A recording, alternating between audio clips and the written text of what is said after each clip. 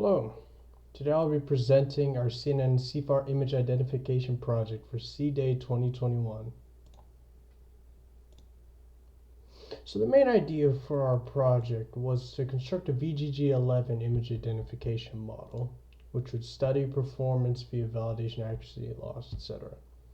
VGG11 model is basically a convolutional neural network, which is used to identify images, and we wanted to improve its accuracy, loss, etc.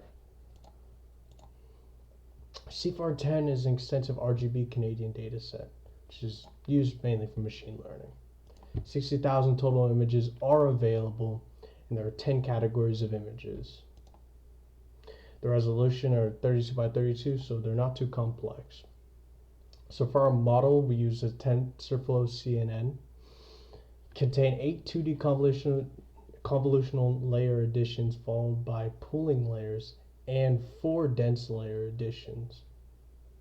The fit that we use for the model used base training images and labels at first, with testing images being 1/6 of the total images available. The resulting data was plotted for analysis. So here you can see some of the data being plotted. This is validation accuracy, this is validation loss. Here's some of the code that we used to create the VGG11 model, as he commented.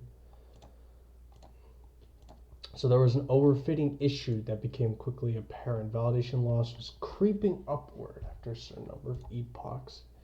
And this is mostly could be described as too much complexity with not enough data.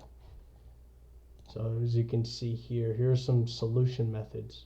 Image augmentation, reducing validation loss on the left by enhancing images in certain ways. Dropout layers do something similar to image augmentation, except it's more removing nodes. L1 and L2 regularization change the validation accuracy, but not very consistently. Very consistently, my bad. An early cutoff simply cuts off the data at a certain point.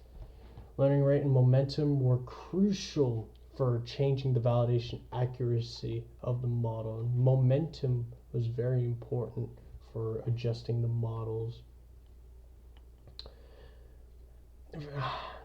Loss.